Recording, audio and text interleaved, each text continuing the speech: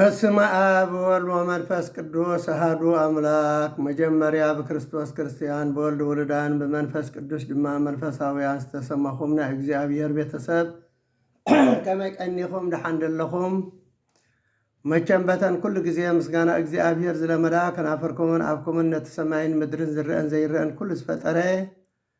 ልዑለ ባህሪ እግዚአብሔር ኣምላኽና ተመስገን እግዚአብሔር ኢልኩም ምስጋናኹም ከም ተቕርብሉ ዘጠራጥር የብለይን። ሓራይ እምበኣር ካብ ትንሳኤ መበል 50 መዓልቲ ንገብር ኣለና በዓለ መንፈስ ቅዱስ እዩ እዚ ሰንበት እዙይ። እንተኾነ ግን እቲ ኣብ ቤተ ክርስቲያን ዝበፅሕ ናይ ዕለተ ትንሳኤ እዩ። እቲ ናይ በዓለ መንፈስ ቅዱስ ካብ ሰኒ ንድሓር ዘሎ ኣብቲ በዓላት መንፈስ ቅዱስ እዩ ዝበፅሕ እምበር እቲ ኣብ ቤተ ክርስቲያንና ተሰሪዑ ዘሎ ልክዕ እቲ ኣብ ትንሳኤ ዝበፅሕ ኩሉ እቲ ጸሎታትን እቲ ስብሃታትን እቲ ማህልየትን እቲ መዝሙራትን እቲ ወንጌላትን በመልኡ ከም ናይ ትንሳኤ ስለ ዝኾነ ሕጂ ናቱ እየ ከቕርበልኩም። ለይቲ ትንሳኤ ዝበፅሕ ስብከታትን ወንጌላትን መዝሙራትን ማለት እዩ። ለይቲ ቅድሚ ቅዳሴ ዝበፅሕ ማለት እዩ። ወተንስአ እግዚአብሔር ከመ ዘነቃ ምንዋም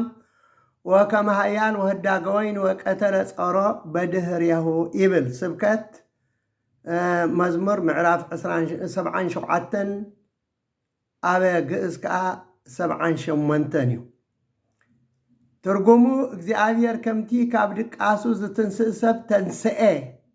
ከምቲ ነቢት ሰትዩ ዝጭድር ጅግና ኮይኑ ተንስአ፣ ንጸላእቱ ሃዲሞም ንድሕሪት ክሳብ ዝምለሱ ሰዓሮም፣ ንሓዋሩ ከዓ ተነዊሮም ከም ዝሓፍሩ ገበሮም ይብለና። ምክንያቱ እዚ ጎይታናን ኣምላኽናን መድሓኒናን ኢየሱስ ክርስቶስ ሞት ሒዙ ኣጽኒዑ ክሕዞ ከም ዘይኽእል መቃብር ፍኸቱለይ መግነዝ ፍትሑለይ ከይበለ ነቶም ሓለውቲ መቃብር ጻሕ ሓቢሉ ኣውዲቑ ንጸላእቱ ማለት እዩ ንድሕሪት ከም ዝወድቁ ገሩ ከም ዝተስአ ክገልጽ ቅድሚ 900 ዓመታት ዝተነበዮ ቅዱስ ዳዊት እዩ። ኣብዚ ስብከት ክስበኽ እንከሎ ኩሉ ሰብ መብራህቲ የብርህ። ምክንያቱ ካብ ጸልማት ናብ ብርሃን፣ ካብ ገሃነመ እሳት ካብ ሲኦል ናብ ገነት ዝወፃእናሉ ብርሃን ዝረኣናሉ ካብቲ ናይ መቁሕ ናይ ማእሰርቲ ስለ ዝኾነ ኩሉ ሰብ ጥዋፍ ይዕደሎ። መብራህቲ ሒዙ ከዓ ወተንስአ ይበሃል። ዲያቆናት መሳቕል ሒዞም ለቢሶም ወተንስአ ይብሉ፣ ህዝቢ ከዓ ይቅበልዋ ማለት እዩ። ሃራይ ወተንስአ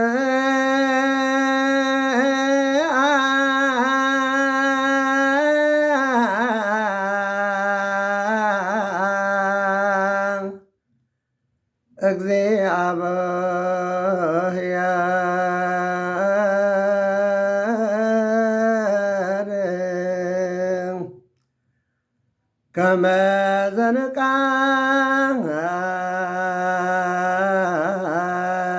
እምነዋም ወከመ ሃያን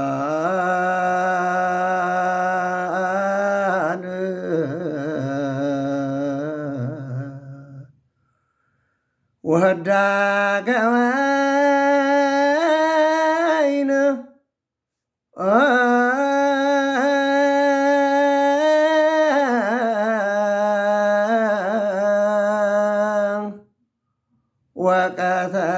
ወቀተለ ጸሮ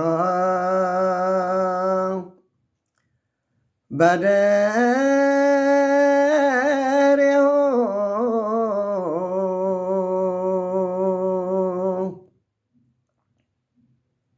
ይብል እናተቃባበሉ 5 ግዜ የብፅሕዎም።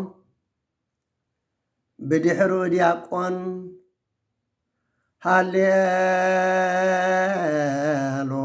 ሃሌሉያ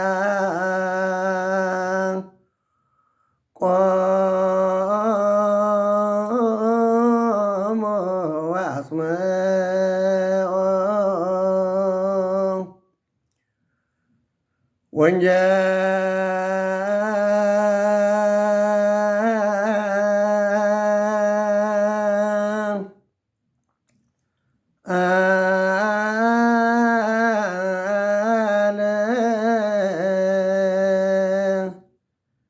ቅዱስ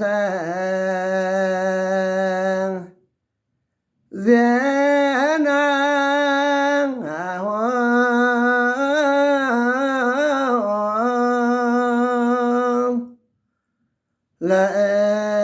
ለእግዚእነ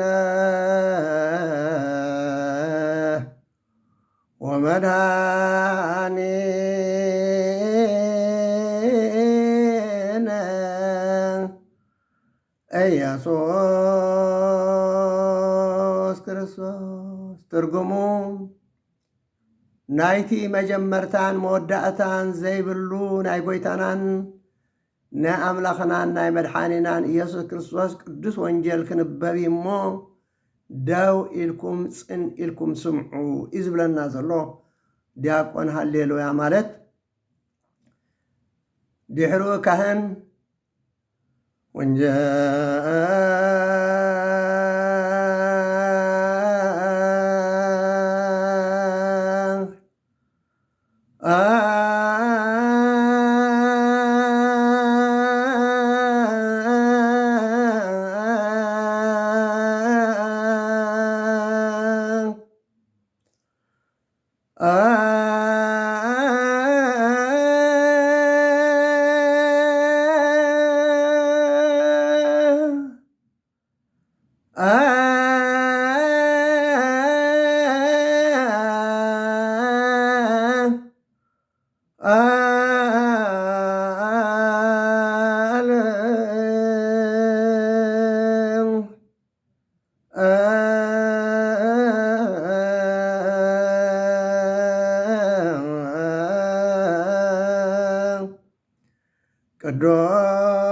ቅዱስ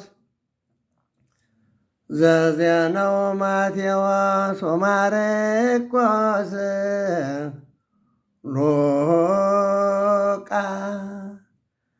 ሉቃስ ቃለ ወልደ እግዚአብሔር ስብሐት ለከ ክርስቶስ እግዚእየ ወአምላክየ ኩሎ ግዜ።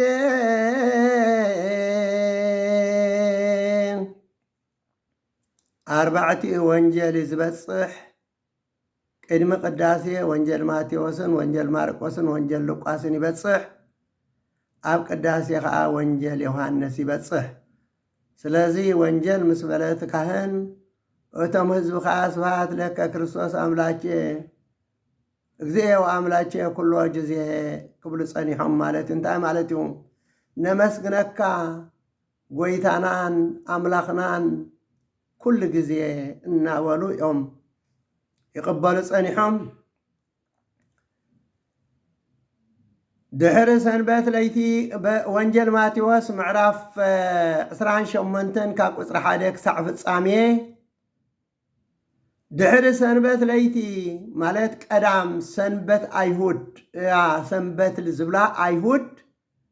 ንቀዳም የሰንበት ዝብልዋ። ስለዚ እዚ መፅሓፍ ከዓ ሰንበት ድሕሪ ሰንበት ክብል ከሎ ንዛ ሰንበተ ክርስቲያን ዘይኮነስስ ንቀዳም እዮም። ድሕሪ ሰንበት ለይቲ ቀዳም ማለት እዩ ናብታ ቀዳመይቲ መዓልቲ ናይ ሰሙን ዘውግሕ ንሰንበተ ክርስቲያን ዘውግሕ ማለት እዩ። ማርያም መግደላዊትን ማርያም እታ ካልኣይትን መቃብሩ ክሪኣ መፃ እነሆ መልኣኽ እግዚኣብሔር ካብ ሰማይ ወረደ እሞ ዓብዪ ምንቅጥቃጥ ምድሪ ኮነ። ቅርብ ኢሉ ከዓ ነቲ እምኒ ኣንከራርዩ ኣብ ልዕሉ ተቐመጠ። ትርኢቱ ከም መብረቕ ዘንፀባርቕ ክዳኑ ድማ ፃዕዳ ከም በረድ ነበረ። እቶም ሓለውቲ መቃብር ፈሪሖም አንቀጥቀጡ ከም ዝሞቱ እውን ኮኑ። እቲ መልኣኽ ድማ መሊሱ ነተን ኣንስቲ ንስኻትክንስ ነቲ ዝተሰቕለ ኢየሱስ ዘልያ ከም ዘለኽን ይፈልጥ እሞ ኣይትፍርሓ ኣብዚ የሎን ከምቲ ዝበሎ ተስኢዩ ኢልወን ከምቲ ዝበሎ ተስኢዩ እንታይ ይብል ስለ ዝነበረ ክርስቶስ ክመውት ምዃኑ ክስቀል ምዃኑ ክቕበር ምዃኑ ካብ ሞት ከዓ ክትስእ ምዃኑ ቅድሚ ምዃኑ ይገልጸሎም ይብሎም ይነግሮም ስለ ዝነበረ እዩ ኣብ ወንጌል ማርቆስ ምዕራፍ 18 ፍቕዲ 31 ከምኡን ኣብ 9 ፍቕዲ 31 ክሳብ 32 ወዲ ሰብ ብዙሕ ክሳቀ ብሽማግለታት ህዝብን ሊቃነ ካህናትን መምራን ሕግን ክነዓቕ ክቕተል ኣብ ሳልሳይ መዓልቲ እውን ክትንስእ እዩ እናበለ ይገልጸሎም ነበረ ኣብ ወንጌል ማቴዎስ ምዕራፍ 26 ፍቕዲ 2 ክሳብ 31 ኣብ 20 ፍቕዲ 19 ኣብ 17 22 ክሳብ 23 ኣብ 17 9 ኣብ 12 40 ኣብ 16 22 ክትስእ ምዃኑ ከም ዝገለጸሎም ንረክብ ማለት እዩ ኢየሱስ በሎም ንጓሳ ወቕዑ ተነባጊዕ መጓሰ ፋሕ ይብላ ተጻሒፉ ኣሎ እሞ በዛ ለይቲ እዚኣ ኩልኻትኩም ብኣይ ክትዕንቀፉ ኢኹም ምስ ተንሳእኩ ናብ ገሊላ ክቕድመኩም እየ በሎም ይብለና ወንጌል ዮሃንስ ምዕራፍ 10 ፍቕዲ 17 ኣነ ንነፍሰይ በጃ ክሕልፋ መሊሰውን ክወስዳ እየ በጃ ክሕልፋ እየ መልሸውን ከተስኣ እየ ኢሉ ከም ዝገለጸሎም ንርኢ ኣብ ምዕራፍ 2 ፍቕዲ 19 እውን ነዚ ቤተ መቅደስ እዚ ኣፍርስዎ ኣነ ኣብ ሳልሳይ መዓልቲ ከተስአ ኢሉ ብዛዕባ እቲ ህንፃ ቤተ መቅደስ ዘይኮነስ ብዛዕባ ስግኡ ከም ዝገለጸሎም ንርኢ ኣብ ወንጌል ሉቃስ 19:25 ኣብ ወንጌል እንደገና እውን ኣብ 24 ፍቕዲ 46 ኣብ 9:22 ክሳብ 27 ከምኡውን ኣብ 31 ፍቕዲ 41 ከምዚ ኢሉ ክትስእ ምዃኑ ይገልጸሎም የረድኦም ስለ ዝነበረ እቶም መላእኽቲ እንታይ ይብሎምን ኣይትፍራ ኣብዝየሎም ከምቲ ዝበሎ ተስኢኡ በልወን ይብለና ንዕነ ነታ ጎይታ ተነቢሩላ ዝነበረ ስፍራ ረኣያ ቀልጢፍ ክንከድክን ከዓ ካብ ሙታት ከም ዝተንስአ ንደቀ መዛሙርቲ ንገርኦም እንሆ ንሱ ናብ ገሊላ ክቅድመኩም ኣብኡ ድማ ክትርእይዎ ኢኹም እንሆ ነጊረክን ኣለኹ በለን ንሳተን ከዓ ካብቲ መቃብር ብፍርሓትን ብዓብዪ ሓጎስን ቀልጢፈን ወፃ ንደቀ መዛሙርቱ ከበስሮኦም ከዓ ጎያ እኖኻ ኢየሱስ ሰላም ንኣኻትኩም ይኹን እናበለ ተጓነፈን ንሳተን ከዓ ቅሪብ ኢለን እግሩ ሒዘን ሰገዳሉ ሽዑ ኢየሱስ ኣይትፍራሓ ከይዳ ንሕዋተይ ናብ ገሊላ ቅድመኩም ክኸዱ ንገሮም ኣብኡ እውን ክርኢኒ እዮም በለን ንሳተን ምስ ከዳ እኖ ካብቶም ወተሃደራት ገሊኦም ናብ ከተማ ኣትዮም እቲ ዝኾነ ኩሉ ንሊቃነ ካህናት ነገርዎም ንሳቶም ድማ ምስቶም ሽማግለታት ተኣኪቦም መኸሩ ብዙሕ ገንዘብ ወሲዶም ከዓ ነቶም ወተሃደራት ሃብዎም ንሕና ደቂስና ኮለና ደቀ መዛሙርቱ ብለይቲ መፂኦም ሰሪቆሞ ኢልኩም ንገሩ እዚ ነገር እዚ ኣብቲ ሽም ኣሕዛብ እንተተሰምዐ ንሕና ክነረዶ ኢና ንኣኻትኩም ድማ ከም ዘየሸግረኩም ክንገብር ኢና ከኣበልዎም ንሳቶም ድማ ገንዘብ ተቐቢሎም ከምቲ ዝነገርዎም ገበሩ ክሳዕሎሚ ኣይሁድ ደቀ መዛሙርቱ ሰሪቆሞ እዮም ዝብሉ እምበር ከም ዝተንስአ ኣይኣምኑን እዮም ምክንያቱ ገንዘብ ሂቦም ነቶም ወተሃደራት ነቶም ሓለውቲ ተስኡ ከይትብሉ ደቀ መዛሙርቲ ብለይቲ ደቂስና ኮለና መፂኦም ሰሪቆሞ ጥራይ ዝኣበሉ እምበር ተስኡ ከይትብሉ ኢሎም ገንዘብ ስለ ዝሃብዎም ነቶም ወተሃደራት ከዓ ደቀ መዛሙርቱ ገንዘብ ተቐቢሎም ደቀ መዛሙርቱ ሰሪቆሞ ኢሎም ስለ ዘውረደዩ ክሳዕሎሚ እዚ ወረዚ ኣብ ኣይሁድ ይዝንተሎ እዚ ነገር እዚ ክሳዕሎሚ ኣብ ኣይሁድ ይዝንተሎ እቶም 11 ደቀ መዛሙርቲ ድማ ናብቲ ኢየሱስ ዝነገሮም እምባ ገሊላ ከዱ ምስ ረኣይዎ ከዓ ሰገድሉ ገሊኦም ግና ተጣራጠሩ ይብል እምባ ገሊላ ብዓረብ ጀበል ገለላይ ኣብ ደብረ ዘይት ዝርከብ ገሊላውያን ዝዓርፍሉ ዝነበሩ እምባ እዩ ምክንያቱ ካብ ኣውራጃ ገሊላ ናብ ከተማ ኢየሩሳሌም ናብ ቤተ መቅደስ ክሰግዱ ዶም ዕዳጋ ክገብሩ ክመፁ ከለዉ ኣብኡ ይዓርፉ ኣብኡ ይሓድሩ ስለ ዝነበሩ በዚ ምክንያት እምባ ገሊላ ተባሂሉ እምበር ኣብ ኣውራጃ ኢየሩሳሌም ማዕዶ ኢየሩሳሌም ከተማ ኢየሩሳሌም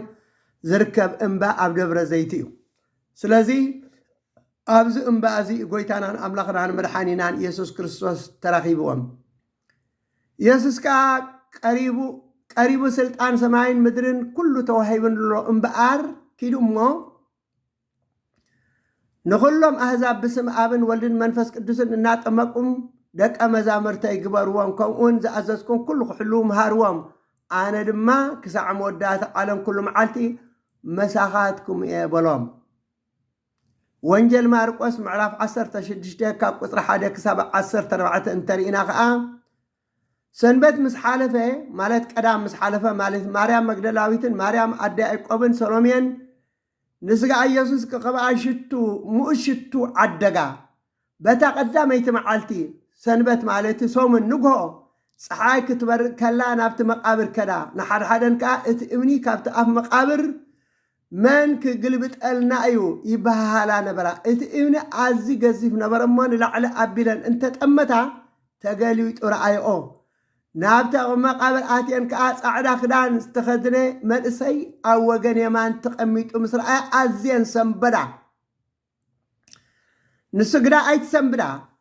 ንስኻትክን እሲ ነቲ ዝተሰቕለ ኢየሱስ ናዝራዊ ኢኽን እትደልያ ዘለኽን ተስዩ ኣብዚ ኣሎን እታ ኣብኣ ዘንበርዎ ቦታ እንሃ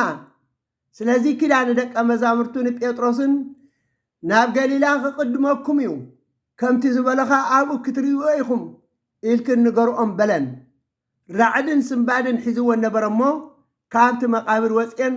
ሓደማ ፈሪሐን ስለ ዝነበራ ከዓ ንሓደ እኳ ኣይነገራን በታ ቀዳመይቲ መዓልቲ ናይ ሰሙን ንግሆ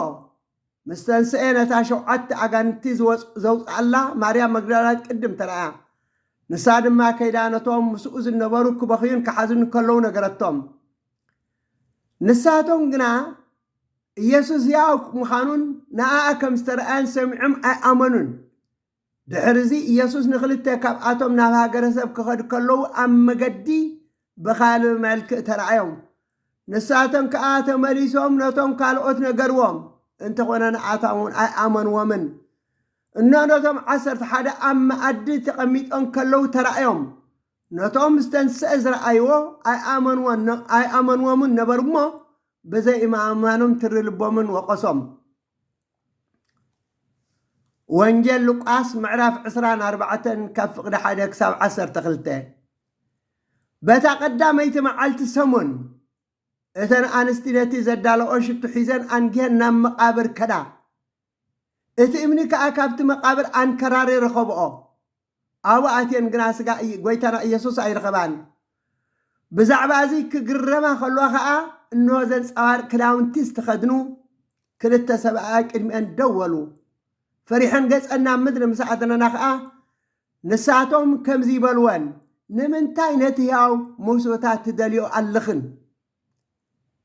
ንሱስ ተስዩ ኣብዚ ኣሎን ነቲ ኣብ ገሊላ ከሎ ወዲ ሰብ ኣብ ኢድ ሃጣን ክወሃብ ክስቀል ብሳልሰይቲ መዓልቲ እውን ክትንስዩ ግዲ ኢሉ ዝነገርክን ዘክራኦ በልወን ነቲ ቃል ድማ ዘከራ ካብቲ መቃብር ተመሊሰን ድማ እዚ ኩሉ ነቶም 11 ነቶም ካልኦትን ኩሎም ነገርኦም እዘን እዚ ንሃዋርያ ዝነገራ ድማ ማርያም መግደላዊትን ዮሃናን ማርያም ኣደ ያዕቆብን እየን መስኣተን ካልኦት ኣንስቲ ነበራ እዚ ዘረባ እዚ ኣብ ቅድሚኦም ከም ዕሽነት መሲሉ ዝተረኣዮም ኣይኣመንወንን ጴጥሮስ ግና ተንስኡ ናብቲ መቃብር ጎየየ ድንን ኢሉ እንተጠመተ ከዓ እቲ መግነዝ በይኑ ተነቢሩ ረአየ በቱ ዝኾነ እናተገረመ ከዓ ናብ ቤቱ ተመልሰ ይብለና حراي كابتي مزمور لقاونتي بصناصل بسبهايه بخبرو ناغبرو زبصحوا بزيماتات بستفالاليه زيماتات مالتيو بأهادو بهاليتا مالت بهادو يتفسح سماي وتتاسي مدر وينفو ቀርነ መሰራተተ ህምዝ ወይወው አድባር ወአጉር ወኩሉ ጾገዳም ወየምሰ አባይ ፋሲካ ፍስሐ በሰማያት ወምድርኒ ትገብር ፋሲካ ተሐጺባ በደመ ክርስቶስ መልጣን ወይወው አድባር ወአጉር ወኩሉ ጾገዳም ወየምሰ አባይ ፍስሐ በሰማያት ወምድርኒ ትገብር ፋሲካ ተሐጺባ በደመ ክርስቶስ ሰላም ፍጹመ ንጉሰ ከነንወ አይሁድ ተካፈሉ አልባሲሁ ሐራሰ ገራት ወከር እወር እሶ በህለት ረገዝዎ ጎበሁ በኩናት ትንሣኤሁ ገብረ በሰንበት ሰላመ ይጸጉ ለነገስ ለአሕዛብ ወለባሃውርት መልጣን ሰላመ ይጸጉ ለነገስ ለአሕዛብ ወለባሃውርት ይብሉ እዚ ብዘማ ዝበጽሕ ማለት እዩ ትርጉሙ ሰማይ ይተሐጎስ ምድሩን ባሂበላ መልኸት ይንፍሑ እምባታትን ጎበታትን ይዝለሉ ይዓንድሩ ኩሎም ኣእዋም በረኻ ይሳራሰሩ ሎምሲ ዓብይ ሓጎስ እዩ ኣብ ሰማያት ምድሪ ድማ ፋሲካ ትገብር ተሓፂባ ብደም ክርስቶስ መልጣን እምባታትን ጎበታትን ኩሎም ኣእዋም በረኻ ይዝለሉ ይዓንድሩ ሎምሲ ዓብይ ሓጎስ እዩ ኣብ ሰማያት ምድሪ ድማ ፋሲካ ትገብር ተሓፂባ ብደም ክርስቶስ ሰላም ፈፂሞም ኣይሁድ ንንጉስ ፈሪዶሞ እቶም ወታደራት ድማ ክዳኑ ተማቂሎሞ ብበትሪ ርእሱ ወቂዖሞ ጎድኑ ብኺናት ወጊኦሞ ትንሣኤ ብሰንበት ገበረ ሰላም ጸጋ ይህብ ንነገስታት ነህዛብን ንኩለን ሃገራትን ምልጣን ሰላም ይህብ ይጽጉ ንነገስታትን ነህዛብን ንኩለን ሃገራትን ማለት ይትርጉሙ ኣብ ጊዜ ቅዳሴ ዘንበብ ካብ መልእኽቲ ጳውሎስ ቀዳመይቲ መልእኽቲ ጳውሎስ ናብ ሰብ ቆሮንጦስ ምዕራፍ 15 ካብ ቁፅሪ 20 ክሳብ 14 እዩ እንታይ ዝብለና ሕጂ ግና ክርስቶስ ካብ ምውታት ተንስአ በዚ ከዓ ናይቶም ዝሞቱ በኽሩ ትንሣኤ ኮነ ስለዚ ከምቲ ሞት ብሓደ ሰብ ዝመፀ ከምኡ ከዓ ትንሣኤ ሙታን ብሓደ ሰብ እዩ ዝመፀ ምክንያቱ በቦና ኣዳም ኩልና ሓጢአተኛታት ኮይና ሞት ተባሂሉ ዘሎ እቲ ናብ ሲኦል ምኻድ እዩ ናብ ገሃነመ እሳት ምኻድ እዩ ሞት እዩ ንሱ እዩ ሞት ስለዚ ከምቲ ሞት ብሓደ ሰብ ዝመፀ በቦና ኣዳም ከምኡ ከዓ ትንሣኤ ድሕነት ብሓደ ብጎይታናን ኣምላኽናን መድሓኒናን ኢየሱስ ክርስቶስ መፀ ከምቲ ኩላቶም ብኣዳም ዝሞቱ ከምኡ ድማ ኩላቶም ብክርስቶስ ሕያዋን ክኾኑ እዮም ኢሉ ምክንያቱም ብኣዳም ሞትና ነርና ንሞት ተፈሪድና ነርና ናብ ገሃነመ እሳት ተፈሪድና ነርና እንተኾነ ግን ብጎይታናን ኣምላኽናን መድሓኒናን ኢየሱስ ክርስቶስ ካብቲ ናይ ዘለኣለም ሞት ድሕና ህይወት ረኺብና ግራኸ ነፍሲ ወከፍ በብመስርዑ እዩ ቅድም ክርስቶስ ድሓር ኣብ ካልኣይ ምጽኣቱ እቶም ናይ ክርስቶስ ምክንያቱ ክርስቶስ ካብ ሞት ተስኢሎ ኣብ ካልኣይ ምጽኣቱ ከዓ ኩላትና ክንተስኢና ክርስቶስ ከዓ ኩሉ መንግስትን ስልጣንን ሓይልን ስዒሩ እታ መንግስትን እግዚኣብሔር ኣቦ ምስ ወፈያ ሽዑ መወዳእታ ክኸውን እዩ ከመይ ንኩላቶም ጸላእቱ ኣብ ትሕቲ ኣጋሩ ክሳዕ ዝገብሮም ክነግስ ይግቦ እዩ እቲ ክድምሰስ ዘለዎ ናይ መወዳእታ ጸላእኽቲ ከዓ ሞት እዩ ከመይ ቅዱሳት መጻሕፍቲ ከም ዝብልዎ ኣምላኽ ንኩሉ ኣብ ትሕቲ ኣጋሩ ኣግዚኡሉ እዩ ክብል ከሎ ግና ነቲ ከም ዝግዝኦ ዝገበረ እግዚኣብሔር ኣቦ ከም ዘይመልከት ጉድ እዩ ኩሉ ምስተገዝኣሉ ግና ኣምላኽ ኩሉን ኣብ ኩሉን ምእንቲ ኸውን ወልዲ ንገዛእ ርእሱ ነቲ ኩሉ ዘግዝኣሉ ክግዛእ እዩ እንተዘይኮነ እቶም ኣክኒ ሞታ ዝጥምቑዳ እንታይ እዩ ረብሖኦም ብስሩ ሞታ ዘይተንስኡ እንተኮይኖም ሲ ስለምንታይ ኣብ ክንድኦም ዝጥምቑ ስለምንታይ ከ ንሕና ኩሉ ግዜ ኣብ ኣፍ ድንገት ንነብር ኣሉና ሓዋቴ ኣነ ኣብ ፀፅባሕ ሞት ዝጓነፈኒ ዘሎ በቲ ኣባኻትኩም ብክርስቶስ ኢየሱስ ጎይታና ዘለኒ ትምክሕቲ ከም ዝኾነ የራጋግፅ ኣለኹ ኣነ ኣብ ኤፌሶን ምስ ኣራዊት ዝዋጋእ ዘለኹ ከም ባህሪ ሰብ እንተኮይኑላ እንታይ እዩ ረብሓይ ሞታ ዘይትስኡ እንተኮይኖም ግና ከምቲ ዒራ ፅባሕ ክንመውት ኢና ንብላ ኣንስተ ዝብልዎ ዶ ኣይኮነን ኣይትታለሉ ሕማቕ ዕርክነት ንፅቡቕ ልማድ የበላሽዎ እዩ قنعنا نمقبار تبارا حاتياتك أي تكبروا قال سباتنا أملاخ زي فرطوا ألو نزيم انتي كتحافروا إليه زبلا زلخو قال سبقنا موتات كما يلوم يوم زتنسؤوا كما يزبل سبنتي خزهلوهم زبل هلو يخون أبز قال زي هواري قدس باولوس من البات سبكت السعي خلين زبلات حساسبا زنبرم سباس لزنبرو اندحري نحنا ازخلو ندخمو زلنا ازخلو نصعرو زلنا ازخلو نقادالو زلنا نقالسو زلنا موتا زيت انت خوينم سي انت يربحنا انت يطقمنا نمنتا يلنا ندكم علينا نمنتا يلنا نصعر علينا سلازي ايتغاغيو كنتس مخانا هيوت كركم مخانا منغسته سماعات كم زلو يزغلصلو جلس بغنا موتات كما يلويو ستنسو كما يزبر سبنتي غزهلوهم زبل يهلو يخون يلونا قصيلو نسبع انتا يبلنا الله حتى اتعشايلو اتنسخا اتزور اوكي موته هيوت يركبنيو اتنسخا اتزور ازرسي كي موته هيوت يركبنيو مغنياتو نحنا مبزحتنا حرستات كنكون نخيلنا نحرسينا نزرئنا زرئي عفو نزرئ ماشلا نزرئ زنقدا نزرئ طاف نزرئ سرناي نزرئ سقم نزرئ انت نزرعنا يفري يموتي مشمشو دحارقن اتا زرعنا زرئي اب رئسها توص سرناي تزرينا سرناي سقم تزرينا سقم سلازي اتعشا اتنسخا اتزور اوكي موتي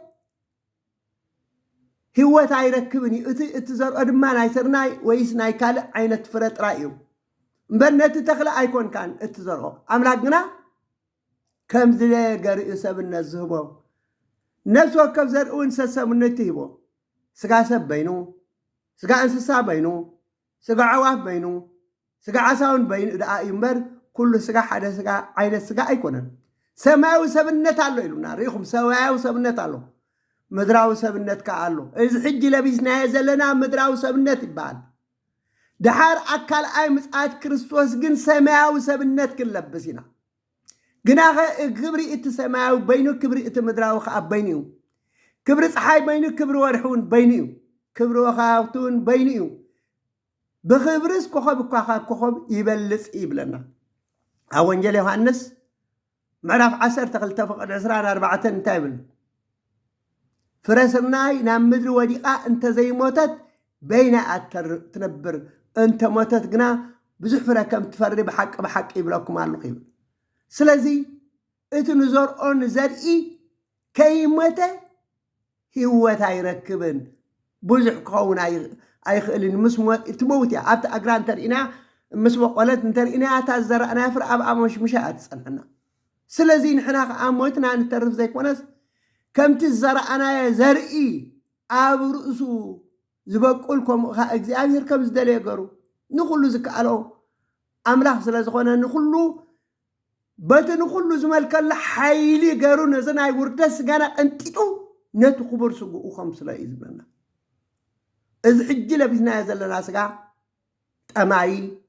سمائي حمامي دخامي مواتيو اتدحار ان لبسو سقا كريستوس مسموصي بدمص لك امل اختي مستأوجلنا تسق مواتي تلعال مواتي نقح مواتي زبل اواج مستأوجلنا جن كاب صفر اجرنا كساب صغرنا حنت اكال كي غدلتنا كنلعلنا امقا مستسانا از طماي زي طمي از طماي زي طمع از حمامي زي حمم از دخامي زي دكم از مواتي زي دكم نزل عالم هي او كينو كملعت املاك نبري لذي تسفانا تثبيتنا اكل لنا كريستيان حزبك زنت عالم تسفا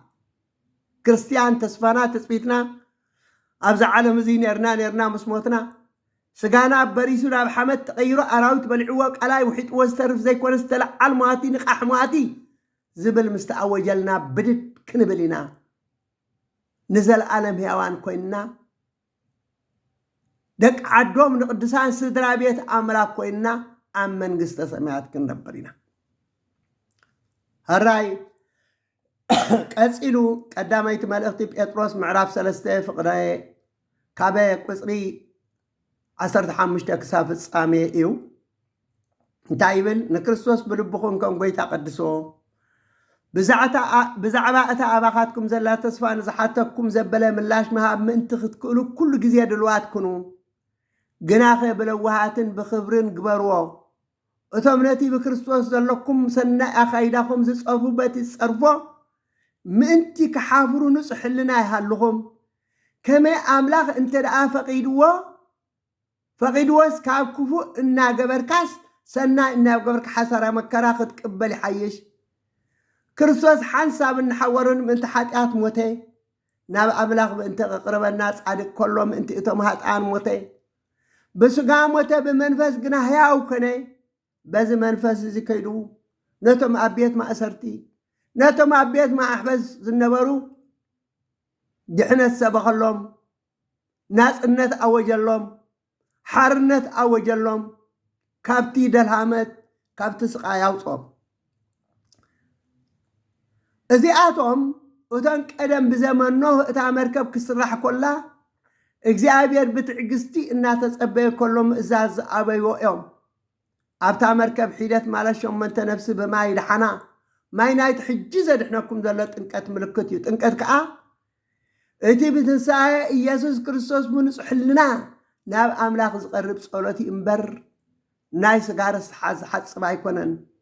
ንሱ ናብ ሰማይ ዓሪጉ ኣብ የማን ኣምላኽ ኣሎ መላእኽትን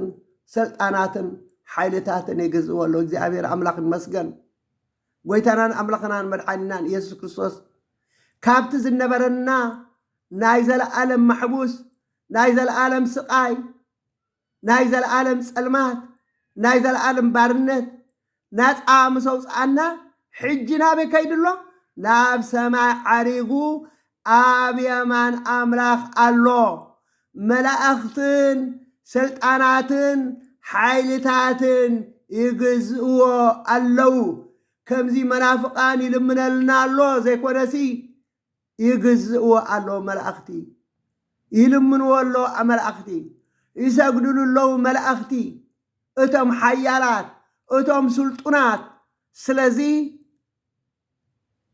ክርስቶስ መድሓኒ ክርስቶስ ፈራዲ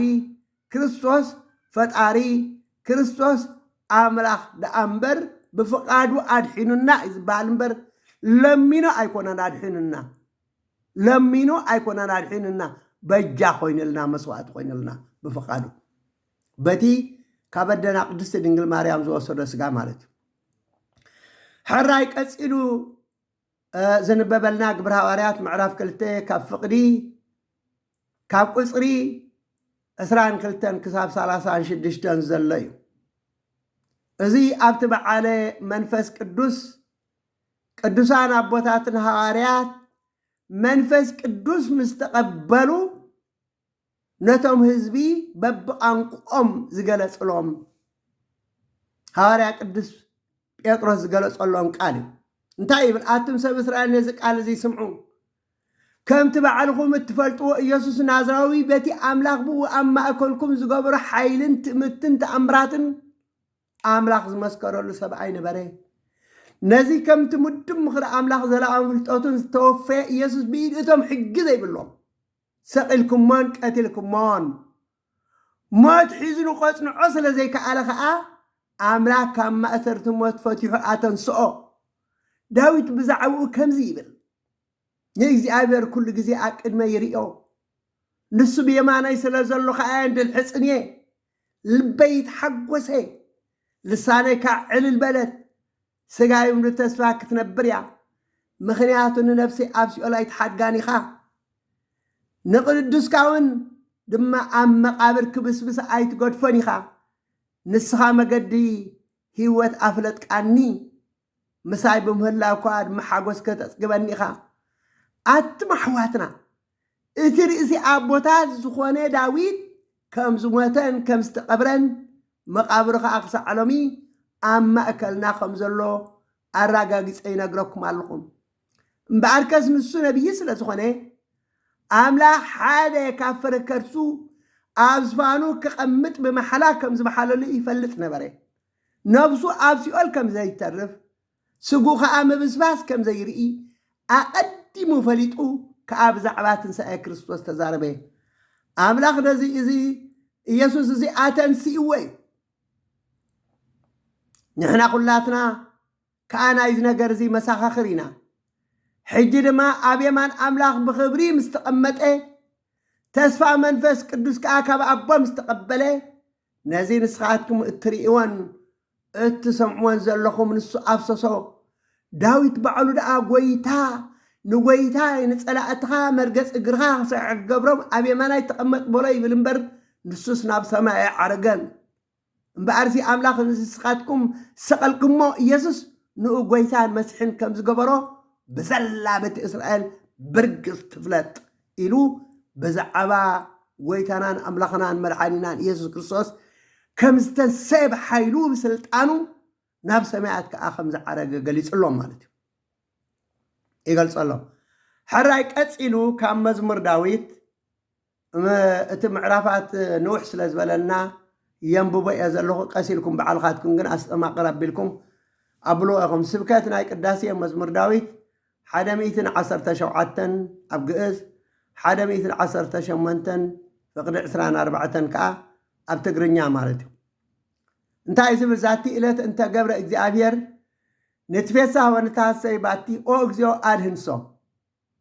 ترجمو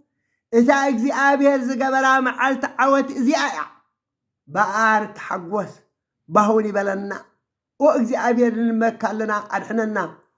أو إجزابير نلمنكا لنا أعوتنا أوانجل ماتيوس 11 فقد شعته أوانجل ماركوس 11 شعته أوانجل يوحنس 13 رأي وأخم أدحننا هوسأنا النابلو 5 أتوه مالتي هوسأنا مالتك أدحننا مالتي نتي قصلا أيكونان هوسأنا نبلو أنتو قصلي سيئ زبهان هوسأنا قن أدحننا كتدحننا إخامتيكا أمو أدحننا النابلو يوم زأتوه ناب يرساليم حراي دياقون انتايبل ذاتي إلهات انت قبر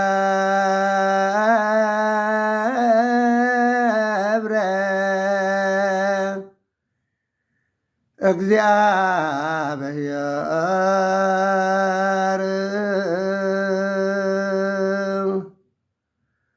ንትፌሳህ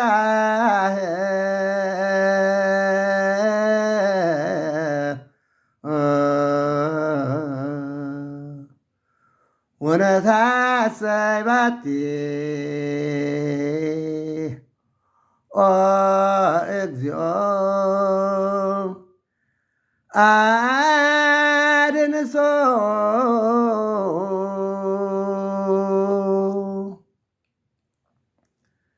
ወንጀል ዮሐንስ ምዕራፍ 10 ካብ ቁጽሪ 1 ክሳብ 18 በታ ቀዳመይቲ መዓልቲ ሰሞን ማርያም መግደላዊት ገና ጸልማት ከሎ አንጊሃ ናብቲ መቃብር መጸት እቲ እምኒ ከዓ ካብ ኣብ መቃብር ተፈንቂሉ ረኣየቶ ስለዚ ንሳ ጎያ ናብ ስምዖን ጴጥሮስን ናብቲ ኢየሱስ ዘፍቅሮ ካልእ ወደ መዝሙር መጺኣ ንጎይታና ካብ መቃብር ወሲዶሞ ኣበይ ከም ዘንበሮ ኣይንፈልጥን በለቶም ሽዑ ጴጥሮስን እቲ ካልእ ወደ መዝሙርን መጹ ናብቲ መቃብሩን ከዱ ክልቲኦም ብሓንሳ ጓየ እሞ እቲ ካልእ ወደ መዝሙር ንጴጥሮስ ቀድሞ ኣብቲ መቃብሩን ቅድም በጽሐ ደኒኑ እንተጠመተ ከዓ ኣብኡ እቲ መግነዝ ረኣየ ግና ከዓ ኣይኣተወን ሽዑ ስምዖን ጴጥሮስ ደዲሕሩ መጺኡ ናብቲ መቃብር ኣተወ ነቲ መግነዙን ተነቢሩ ረኣዮ እቲ ኣብ ርእሱ ዝነበረ መዓረምያ ከዓ ንበይኑ ተጠቕሊሉ ነበር እምበር ምስቲ መግረዝ ኣይነበረን። ሽዑ እቲ ቅድም ናቱ መቃብር ዝመፀ ካልእ ወደ መዝሙር መፀ ኣተወ። ርኡ ድማ ኣመነ። ምክንያቱ ነቲ ካብ ምዉታት ክትስእ ይግባእ እዩ ዝብል ጽሑፍ ኣየስተውዓልወን ነበሩ። ሽዑ እቶም ደቀ መዛሙርቲ ናብ ቤቶም ተመልሱ። ማርያም ግና ኣብቲ ኣፍ መቃብር ደው ኢላ ትበኪ ነበረት።